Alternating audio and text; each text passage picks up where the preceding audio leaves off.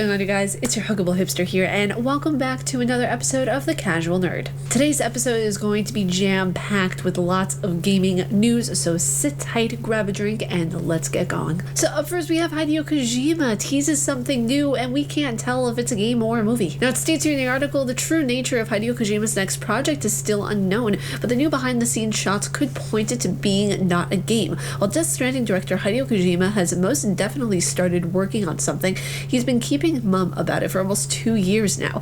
Since he's not shy about sharing behind-the-scenes work on Twitter account, fans have been carefully examining what little he's shown for a hint as to what he's planning next. Earlier today, he posted a handful of pictures featuring himself and colleagues with some heavy-duty looking filming equipment out and about in Japan, with only the caption, "Off-board activities in progress." This has me excited. More excited than it probably should have me. Actually, no, you know, it's strange because when it comes to Hideo Kojima, I always just expect amazingness. I mean, every time he delivers, he just delivers like just that quality content. It's nothing short of amazing. Needless to say, I'm just excited. Almost as excited as when Casey Neistat followed me on Twitter. I just don't, I have no idea what it is. I mean, like, if it's a game, if it's like a sequel to Death Stranding, if it's something new, if it's Silent Hill related, whatever it is, I'm sure he's gonna knock it out of the park. Even if it's a movie, actually, especially if it's a movie. Now that I think about it, him in the film industry, that would be incredible. Now, next up in gaming news, I found this really interesting. I saw this in the Discord and I was like, oh, I need to talk about this. NetEase, the Chinese internet technology company, will reportedly acquire 100% of Quantic Dream. Now, it states here in the rest of the article that the company purchased a minority stake of Quantic Dream in 2019 to support Quantic Dream's vision of becoming a global multi-franchise entertainment company and to develop advanced technologies and games for the future. It was reported in a press release, but now it seems like NetEase will be acquiring 100% of the company. The deal has apparently been in talks for months, but it's unclear whether or not the deal has been 100% finalized. It's unclear as to why the acquisition talks began, but sources have suggested that Quantic Dream has been looking to fully be acquired since this 3-game Sony deal expired following the release of Detroit Become Human in 2018. Quantic Dream had approached several different companies over the years, pitching Project Karma, a space exploration game, and its next flagship title. In fact, Project Karma would eventually become Star Wars Eclipse, which was announced in December of 2021. Quantic Dream has had its fair share of controversy these past several years following allegations of workplace issues, including sexual harassment, crunch, and toxic work culture. These issues have reportedly been creating a hiring problem for the studio, with investigation at Xfire showing that the studio had several job openings for well over 2 years and are still active. It's a big yikes when you see that jobs are still open and after 2 years it's not being filled. That is really bad workplace management. You see, when it comes to all these acquisitions, I feel like Xbox acquiring Activision was like the cue to just go for other companies, because I feel like now that Xbox acquired Activision, other companies are like, we can do it too. So next up in gaming news, this is actually really awesome. It states here that Xbox Game Pass is set to receive a family plan later this year. I'm really excited about this already with their $14.99 a month subscription plan for Game Pass Ultimate. This adds just that like extra spice to the toppings, if you will. Now, it states here in the article that Xbox Game Pass is reportedly going to offer a family plan option later this year for its subscribers, allowing households to share access to gaming service. This could really prove something extraordinarily well for on-the-go families, for houses that have multiple consoles, for people who just like don't have time to collect physicals and just want to download something on the go or like share their accounts or link or whatever it is. It's really cool to see that. According to a report from Windows Central, Microsoft wanted to create a family plan for a while, but internally there were issues that needed to be discussed, such as how royalties would be handed out and how third-party publishers would be compensated for subscribers who weren't on single-user plans. It now looks like Microsoft has the details hashed out and ready to announce them later this year, which we're most likely going to get an announcement at E3. I'm going to bet money on this right now that we're probably going to get an announcement at E3. Speaking of E3, I really need new Resident Evil news in my life. I know there's going to be a DLC coming out for Resident Evil 8, but I need more. I need more. I need to see footage for the remake of Resident Evil 4. I need to see if I'm going to be completely pissed off or not. And next up in gaming news, which I'm kind of, okay, so interested, intrigued, Those are words I want to use for this, right? Intrigued, more or less. Intrigued, that's the word I want to use.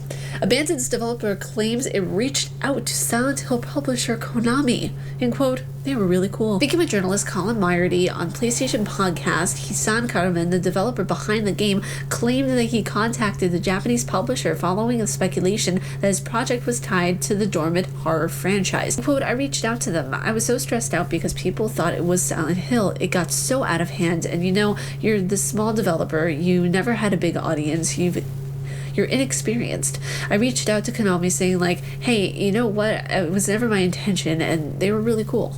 Hisan Karaman had to appear on camera June 2021 to debunk the idea that the game was the work of Hideo Kojima. It's heartbreaking, honestly, to see that developers are going through this, because everybody misses and loves Silent Hill so much, and it feels, on one hand, you know, Konami thinks that they won't make any money from the franchise, but you know, this is just the proof that the series would do absolutely well if it was remade, especially like the first 3 games. I feel like if those games were remade, it would sell for hundreds of thousands, if not millions. You know, it would just make the franchise so much more money, and new people would get to play the games as a result as well.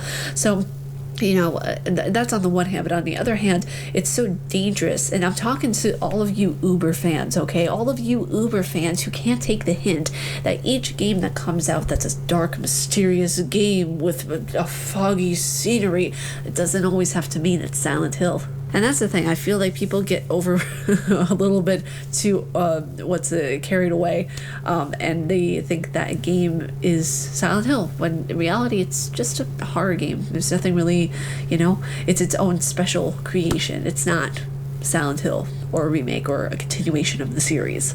So just be careful, okay? I know some of you Silent Hill fans get very, very excited and very much like, oh my god, I want the series to go on, I want there to be remakes, I want this, I want that.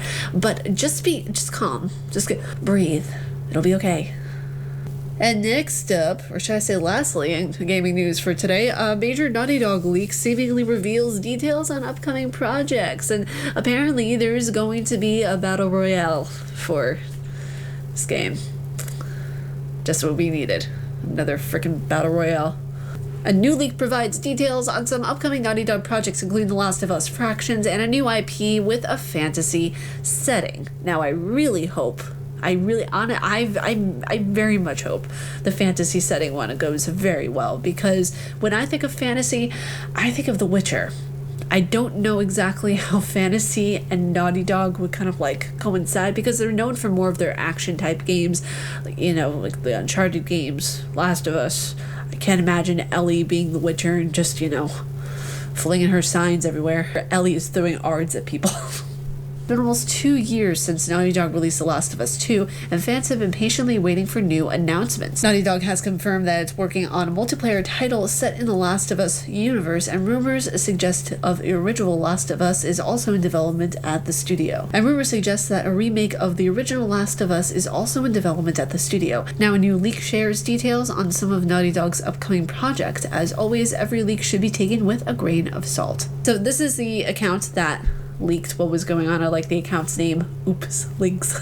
I like that. So, The Last of Us online game, planned as a battle royale, but got completely rebooted, described as a mix of Tarkov and Division, with additional modes inspired by the original Fractions MP, single-player-like experience in online game F2P, first on PS5, with further release on PC. Now, if this is true, remember, take all leaks with a grain of salt. If this is true, to me it's kind of upsetting, because The Last of Us is a first-player game. It's not supposed to be a battle royale. It's not supposed to be an online multiplayer. I hate that Red Dead Redemption got turned into that. And, you know, it's Rockstar. What can you expect from Rockstar, right? They're doing this whole membership program thing with, you know, Grand Theft Auto now, and it's just like, we don't need another one of those. And we don't need another one of those, especially from Naughty Dog. I feel like with Naughty Dog doing this, it's almost like them selling out to an extent. And I know a lot of people might debate me on that, but that's how I feel about it. You know, if you're doing a battle royale nowadays, it's just like selling out. Not all games need a battle royale, not all games need multiplayer. Every game that comes out, I feel like the game should speak for itself as a single player, and then if it really fits the mold kind of for a battle royale or a multiplayer, then that's one thing much later down the road. But I think like battle royales especially are very overdone, very, very much overdone, and I feel like we need to just focus on more so single players now. Like, for example, Ghostwire Tokyo, absolutely incredible game so far. I just got into it. I'm on chapter 2. Absolutely wonderful adventure. It's single player. It's something much like The Evil Within, where you're going through it at your own pace. You don't really, have this pressure put on you by multiplayer. I feel like whenever you go into multiplayer, you have the pressure of like the other players, around you and everything. And maybe that's just me, but I feel like it's very strange not to see a lot of games in single player anymore. I feel like it's very few and far between that you get like really true single player experiences. But you guys, that was it for this episode of The Casual Nerd. If you all like my face and what I do, please be sure to subscribe and hit the bell down below, because I make videos every Monday, Wednesday, and Friday. And I decided last night that I'm going to do some streaming on YouTube. I'm not going to be doing streams anymore on Twitch. I thought I was going to do like a stream once a week on Twitch and everything like that, but it's just I don't know, it's just, I feel like I just need to focus all my time and energy on one platform and not keep moving around. But I'm going to have my Twitch account to support my friends who are on that platform. So yeah, I'm probably gonna do a stream on YouTube, test the waters with it, like once every other week or something like that. But yeah, we're gonna do a stream once every other week, and then if I decide to move it to just once a week, like every Sunday or something like that, might do that as well. But you guys, stay casually nerdy, and I will see you all in the next video. Bye, you guys.